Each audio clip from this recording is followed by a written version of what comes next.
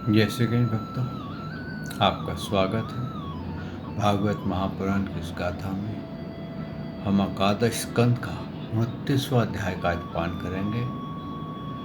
भगवत धर्मों का निरूपण और उद्धव जी का बद्री आश्रम गमन। वसुदेवं सुतं देवं कंस चाणूरमर्दनम् देवकी परमानंदम श्री कृष्ण वंदे जगद्गुरु।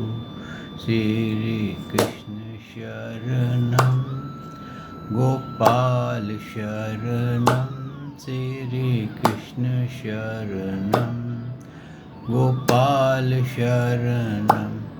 मेरे बाके बिहारी नंदलाल शरणम। मेरे बाके बिहारी नंदलाल शरणम श्री कृष्ण शरणम गोपाल शरणम श्री कृष्ण शरणम गोपाल शरणम। मेरे बाके बिहारी नंदलाल शरणम।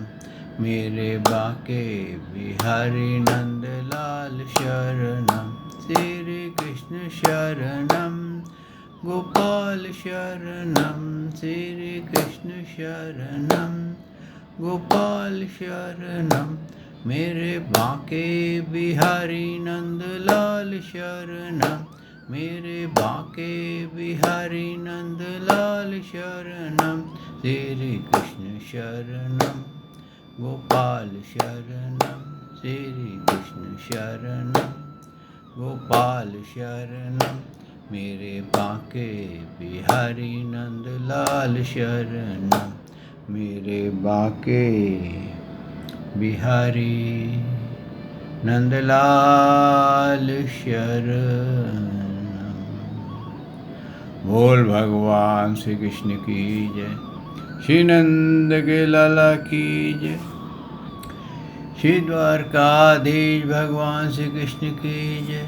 श्री देवकी नंदन भगवान श्री कृष्ण की जय। बोल देवती देव पूर्ण ब्रह्म भगवान श्री कृष्ण की सदा ही जय। जय श्री कृष्ण भक्तों, हमने श्रवण किया था कि भगवान ने उद्धव जी को ज्ञान योग बताया था कि कैसे ज्ञान के ज़रिए मुझे प्राप्त किया जा सकता है। भक्ति योग, ज्ञान योग और ध्यान योग और तांत्रिक और मिश्रित 3 प्रकार की उन्होंने साधनाएं बताई। इस प्रकार से भक्तों, ये देखने में आता है कि अगर हमारे को ज्ञान नहीं हो तो हम भटकते हैं, और अगर हम पूरी साधना कर तरह से उसको पालन करते हैं तो कई बार साधना बहुत कठिन हो जाती है। और वो साधना कठिन होने से क्या होता है कि हमारा जो मन होता है वो ऊब जाता है भक्ति की तरफ से। तो इस प्रकार से भक्तों, जब मन ऊब जाता है तो क्या होता है कि जो सन्यासी होते हैं या जो भक्ति कर रहे होते हैं वो कर्म कांड की ओर चले जाते हैं और उनका मन संसार में फिर पुनः फंस जाता है।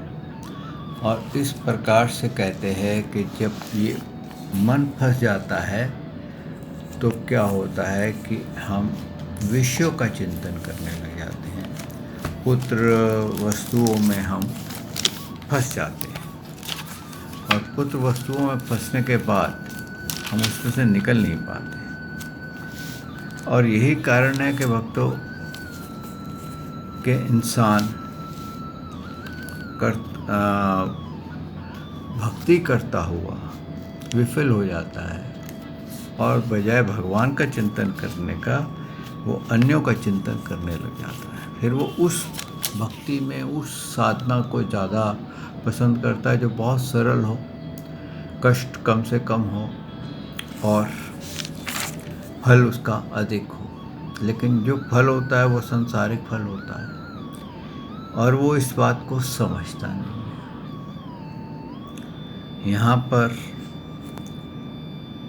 उद्धव जी ने यही प्रश्न आगे किया है। आइए भक्तों, इसका पान भागवत को आरंभ करते हैं। सच्चिदानंद रूपाय विश्वोत्पत्ते आदि हेतवे तापत्रय विनाशाय श्री कृष्णाय वयं नमो नमः। श्री कृष्णाय वयं नमो नमः। श्री कृष्णाय वयं नमो नमः। श्री कृष्णाय वयं नमो नमः। श्री कृष्णाय वयं नमो नमः। उद्धव जी बोले, हे प्रभु, यह मैं मानता हूँ कि मन के वश में न होने तक योग साधन कठिन है, किंतु बहुधा योगी पुरुष मन को वश में करने के अनेक उपाय करके भी जब सफल नहीं होते तब थक कर शुद्ध हो जाते हैं। हे कमल नयन, इस असार संसार को जानने वाले चतुर पुरुष आपके चरण विंदर का ही सुखपूर्वक स्तवन करते हैं, किंतु जो लोग और कर्म को ही सब कुछ मानते हैं तथा आपके चरणों का सेवन नहीं करते हैं, वे माया के कारण प्रभव को प्राप्त होते हैं। अब यहाँ पर क्या है, भगवान, ये उद्धव जी का प्रश्न बहुत बड़ा है। क्या होता है भक्तों, जो भक्ति होती है नहीं, ये एक प्रकार से अंदर से लाइकिंग होती है, अंदर से जागृत होती है। लेकिन अगर आपके अंदर भगवान के प्रति प्रेम नहीं है, प्रेम क्यों नहीं है? क्योंकि कभी आपने भगवान की लीला कथाओं को श्रवण नहीं किया। अमृत में जो कथाएं हैं भगवान की, वो श्रवण नहीं किया। आप देखिए, आप हर थ्योरी आप बार बार पढ़ेंगे तो आपको लगेगा मैंने ये तो पढ़ रखा है, ये जानते हैं। लेकिन आप कभी भी भगवान की लीला कथाएं पढ़ेंगे तो आपको हरदम वो नहीं लगेंगी, क्योंकि आपको उसकी समझ अलग गहराई में आपको आएगी, आपको आनंद आएगा। और यही कारण है कि जब हमारे अंदर प्रेम नहीं जगता और हम ज़बरदस्ती एक क्रिया में लग जाते हैं, उसका कारण ये एक तो ये हो जाता है कि हमारे को बचपन से, पुराने ज़माने में तो भगवान की कथाएं, भजन, कीर्तन घरों में होते थे, लेकिन आजकल ना तो कीर्तन होते हैं ना कथाएं होती हैं। और ये तो कोरोना काल चल रहा है, इसमें तो बिल्कुल ही नहीं होता है। डिजिटल जो है उसमें इतना कहते हैं प्रेम नहीं जगता कि आप उसको श्रवण करके उसको आनंदित हो जाए। लेकिन फिर भी डिजिटल बहुत हद तक आपके बहुत सारे गांठें खोल देता है। तो इस तरह से भक्तों, जब तक प्रेम नहीं जगेगा तब तक भक्ति नहीं होगी। और क्या होता है, अक्सर एक दूसरे को देख के या एक दूसरे के ये सुन करके कि इसको ये इस वस्तु की प्राप्ति हो गई, इसको ये मिल गया, इसको ऐसा हो गया, वो ऐसा सोच करके इंसान जो है भक्ति की ओर बढ़ता है।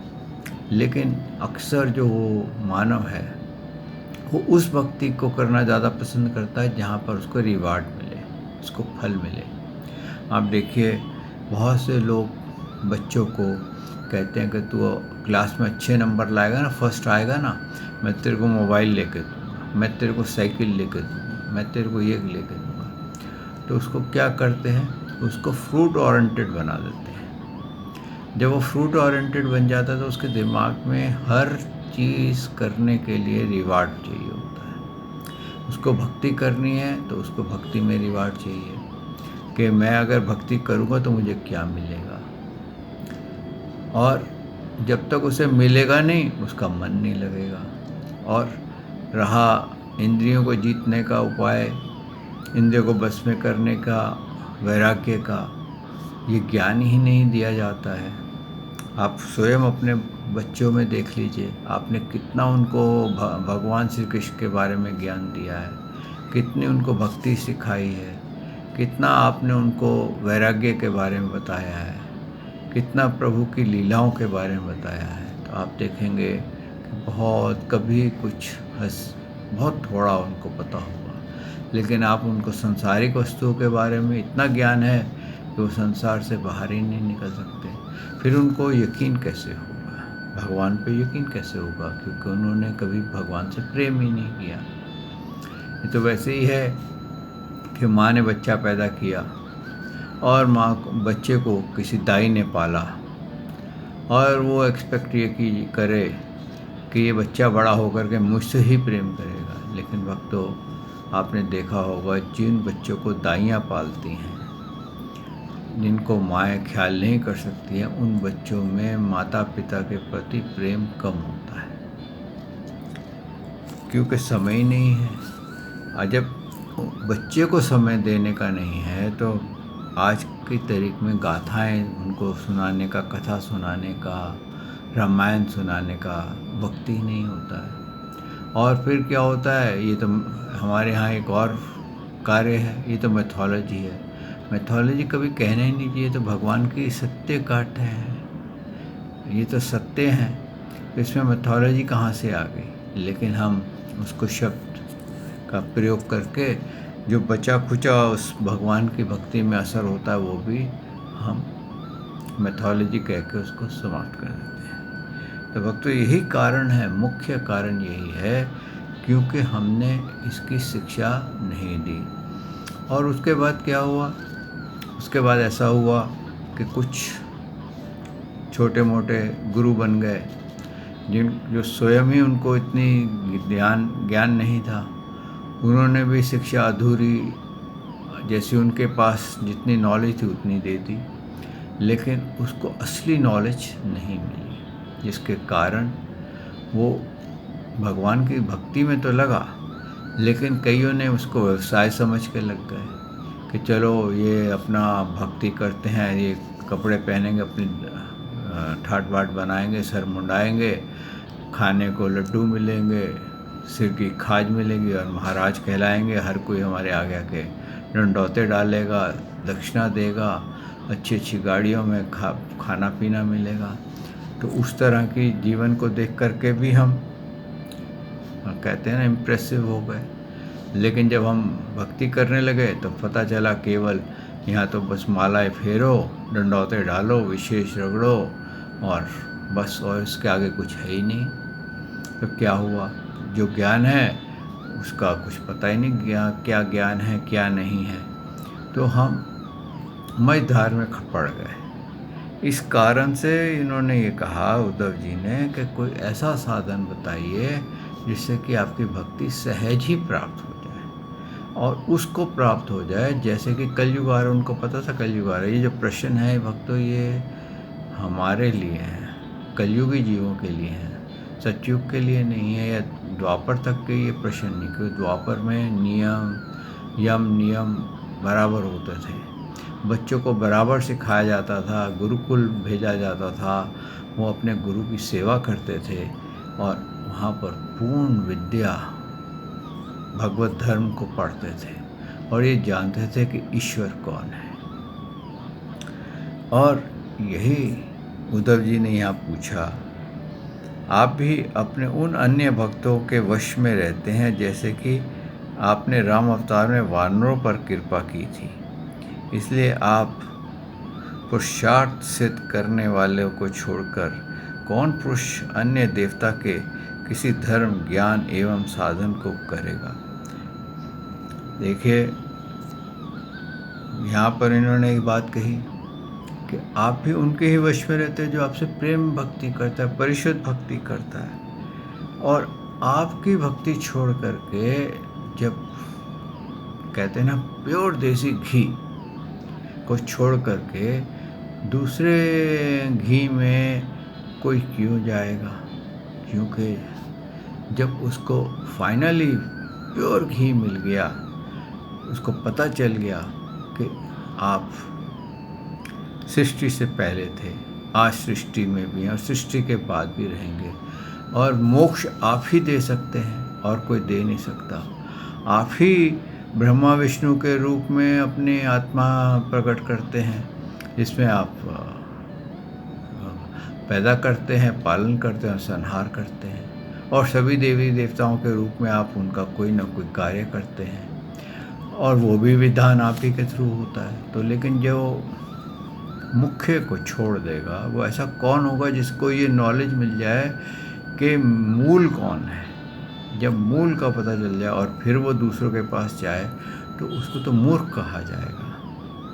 इसी पर कहते हैं, फिर भगवान बोले, हे उद्धव, अब मैं ऐसे मंगलकारी धर्म को कहता हूँ, मेरा स्मरण करें। सबसे पहले क्या है? मेरा श्री के शरणम गोपाल शरणम गाए, मेरे निमित्त ही कर्म करे।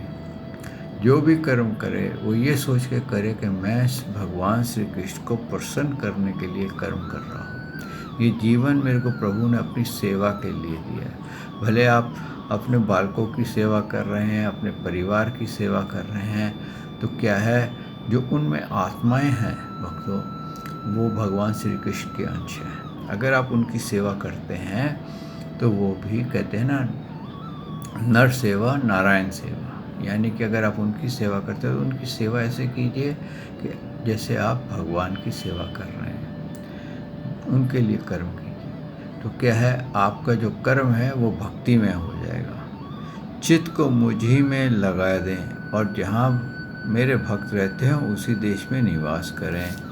अकेले अथवा दूसरों के सहित मेरे सामने नृत्य गान कीर्तन आदि करें और सब जीवों को मुझे सदा विराजमान देखें। क्या है कि भक्तों, यहाँ पर उन्होंने और एक क्लियरिटी दी है कि जहाँ पर भी आप कोशिश करिए अपने संग बनाइए, उनके साथ अपनी मित्रता करिए जो भगवान श्री कृष्ण की भक्ति करते हैं, जो उनके विरोधी ना हो, जो अन्य भक्त ना हो, यानी मज़ारों को पूजने वाले और किसी को पूजने वाले, गुरुओं को पूजने वाले, उनके साथ आप संबंध कम रखिए।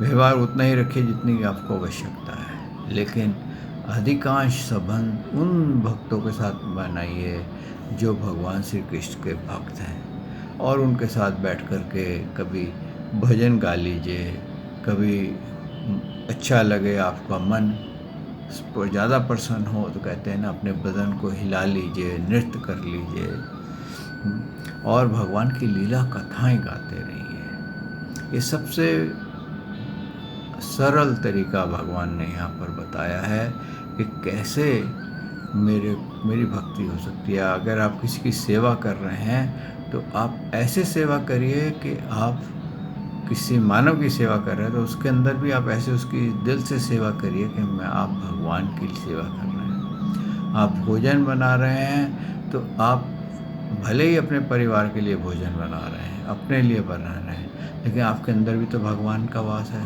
तो आप ऐसे भाव रखिए कि ये भोजन मैं भगवान के लिए ही बना रहा हूँ, क्योंकि जब वो व्यक्ति उस भोजन का पान करेगा ना भक्तों, वो महाप्रसादी हो जाएगा, उसके टेस्ट में फ़र्क आ जाएगा। कभी आजमा के देखिएगा, ये बात 100% ट्रू है।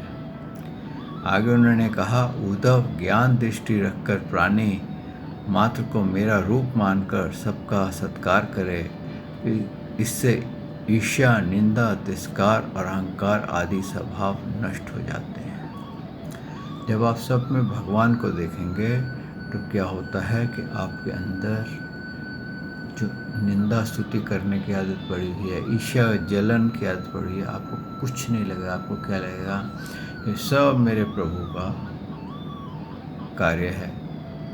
इसको प्रभु ने ये डिपार्टमेंट दिया, इस डिपार्टमेंट में इसको ये फैसिलिटीज़ मिली हुई हैं, उसको बड़ी गाड़ी मिली है, उसको बड़ा घर मिला है, उसको अच्छा परिवार मिला है, और मेरे पास छोटा डिपार्टमेंट अगर आ गया है तो मेरे को छोटे डिपार्टमेंट के कार्य करना है, लेकिन सेवा तो मैंने प्रभु की कर रहा हूँ। इसके अतिरिक्त आप इस तरह से विचार करेंगे तो आपके अंदर कभी द्वैत भाव नहीं आएगा, किसी के प्रति ईर्ष्या नहीं आएगी। आगे कहते हैं, सुखदेव जी बोले, भगवान के द्वारा योग मार्ग बतलाए जाने पर उद्धव जी ने निवेदन किया। क्या निवेदन किया? हे प्रभु, जिस अज्ञान अंधकार का आश्रय लिए हुए था वह आपकी कृपा से दूर हो गया है। हे महायोगिन, अब आप मुझे ऐसी सीख दीजिए जिससे कि मेरे हृदय में आपके चरण रविंदर की अविचल प्रीति रही। मैं आपको प्रणाम करता हूँ। भगवान बोले, उद्धव, मेरे आदेश से तुम बद्री का आश्रम जाकर के अलकनंदा नाम की गंगा में स्नान करो और आचमन करना।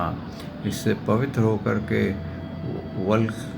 वल्कल धारण और वनों के फलों से ही जीवन व्यापन करना तथा लोक सुख की इच्छा को सर्वथा त्याग देना। यहाँ पर उन्होंने ऐसा क्यों कहा भक्तों कि वल्कल धारण करना? क्या होता है कि वल्कल धारण करने से आपको वस्त्र का से प्रेम नहीं होता है। आपको वो याद दिलाता है कि आप वैराग्य में हैं और या आप ब्रह्मचार्य जीवन में हैं। ब्रह्मचार्य जीवन का मतलब ये होता है कि आपने अपने आप को कंट्रोल में कर लिया, और जब आप कंट्रोल में कर लेते हैं तो आपकी इंद्रियां भी कंट्रोल में आ जाती हैं, और जब इंद्रियां कंट्रोल में आ जाती हैं तो भक्तों क्या होता है कि आपका जो बहकना है वो समाप्त हो जाता है। क्योंकि इंसान बहकता कैसे है? वो इंद्रियों के द्वारा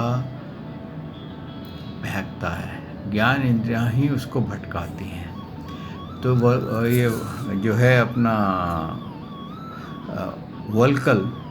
वल्कल धारण करने से क्या होता है कि आपका चिंतन जो होता है वो भगवान की तरफ बढ़ जाता है। नहीं तो आपको क्या लगेगा, मैंने ये कपड़े पहने हैं, अरे ये प्रेस्ड नहीं है, इसमें ये कमी है, इसमें वो कमी है। आप देखिए कई सन्यासियों को आप देखिए ऐसे प्रेस्ड और ऐसे बढ़िया कपड़े पहनते हैं कि शायद डिज़ाइनर वालों को भी पीछे छोड़ देते हैं। तो क्या होता है कि ध्यान हमारे वस्त्रों में होगा, हमारे हर कार्य में होगा।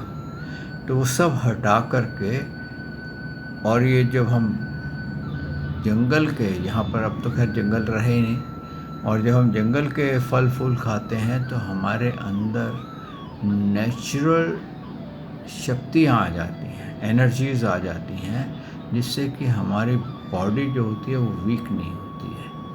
हमारे को भक्ति करते समय, समाधि में लगाते समय अगर हम अच्छे से, पहले कहते थे बेरों का फल अगर आप ज़्यादा खा लें, या कुछ वन के बहुत सारे फल होते हैं वो खा लें, तो इतने शक्तिशाली होते हैं कि आपको भूख नहीं सताएगी, और आपके बॉडी में फुल एनर्जी, फुल चिंतन आपका बना रहेगा। आप ध्यान योग कर सकेंगे, सिमरन कर सकेंगे, कभी थकावट फील नहीं करेंगे, कभी भयभीत नहीं होंगे।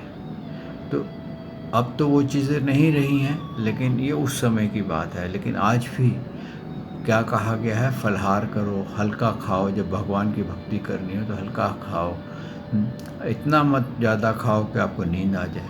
और ऐसा भी नहीं आप व्रत करो तो आप अनिमिक हो जाओ, हाँ, या इतना मीठा खा लो कि शुगर हो जाए, और बिल्कुल भी मत खाओ तो कभी शुगर ज़ीरो हो जाए। तो इसलिए भगवान ने कहा है कि ना ज़्यादा खाने वाले का, ना कम खाने वाले का, ना ज़्यादा सोने वाले का, ना सदा जागृत रहने वाले का, ना जो सदा व्रत रखते रहते हैं उनको मैं प्राप्त नहीं होता। जो नियम से रहते हैं, अपने शरीर का भी उसी तरीके ध्यान रखते हैं, क्योंकि ये शरीर भी मेरी ही देन है, और इस शरीर को कष्ट देने से वो मुझे ही कष्ट दे रहे होते हैं। तो इसलिए उन्होंने कहा है कि इस शरीर का आप पूरा ध्यान रखिए। भक्तों, ये बिल्कुल वैसे ही है, आपने गाड़ी खरीदी, आप गाड़ी का अंदर तेल, पानी, पेट्रोल वगैरह अगर चेक नहीं करेंगे या उसकी सर्विस नहीं करेंगे तो क्या होगा, वो गाड़ी जो है वो आपका साथ नहीं देगी। इसी प्रकार से जब आप इस शरीर को सही नहीं रखेंगे तो ये शरीर आपकी साधना करने में साथ नहीं देगा। लेकिन इसमें एक लाभ है कि भगवान की भक्ति में एक लाभ है, आप भगवान के रूप का चिंतन करते हुए, अगर आप में समर्थ नहीं है स्नान वगैरह करने की, तो आप बिना स्नान के भी भगवान का चिंतन कर सकते हैं, जबकि वो फैसिलिटी देवी देवताओं की भक्ति में नहीं है। देवी देवताओं की भक्ति में ऐसा है भक्तों कि अगर आपको मोशंस लग गए हैं या बुखार हो रहा है तो आपको मोशन करने के बाद ही आप देवी की ज्योत जला सकेंगे।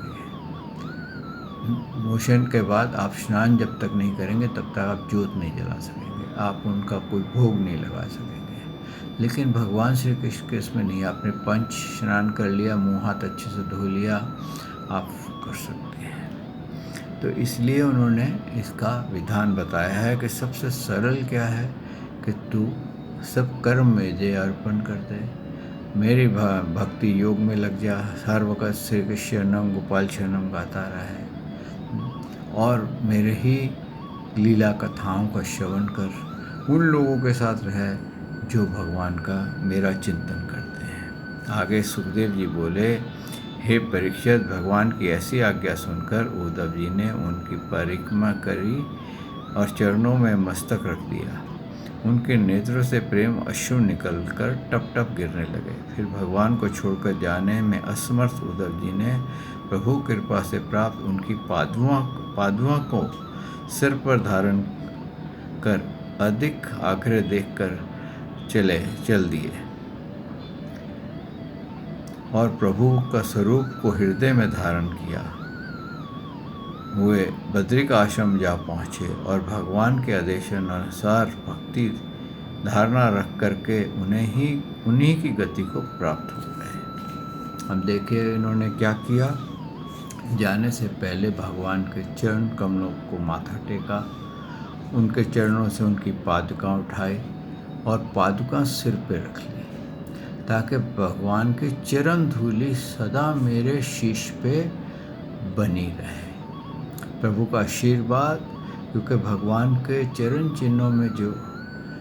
कमलों में जो चिन्ह है, उनकी जो धूलि है, वो अगर भक्तों किसी को भी माथे पे लगाने को मिल जाए या उनकी कृपा हो जाए तो कहते हैं कि आपके जितने भी जन्म हो गए हों, कितने ही आप पापियों से भी महापापी हों, वो सब तत्काल ही भस्म हो जाते हैं। इसलिए कहते हैं कि जब आप ध्यान योग करें तो ऐसा सोचें कि भगवान का हाथ मेरे सिर पे है। या जैसे बाली को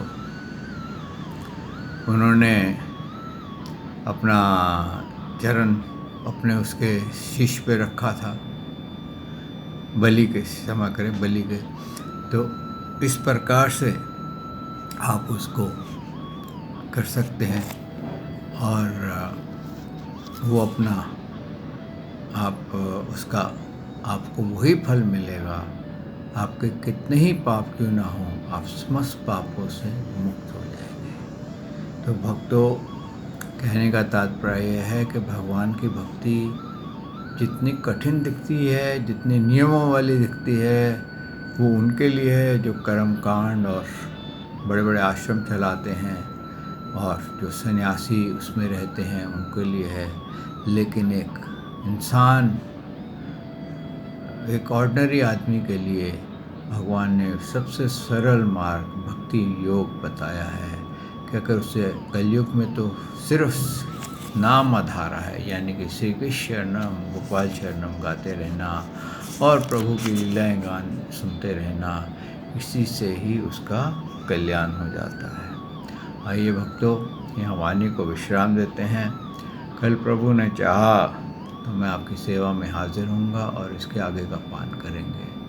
श्री कृष्ण शरणम गोपाल शरणम, श्री कृष्ण शरणम गोपाल शरणम, मेरे बांके बिहारी नंद लाल शरणम, मेरे बांके बिहारी नंद लाल शरणम, श्री कृष्ण शरणम गोपाल शरणम, श्री कृष्ण शरणम गोपाल शरणम, मेरे बांके बिहारी नंद लाल शरणम, मेरे बांके बिहारी नंदलाल शरणम।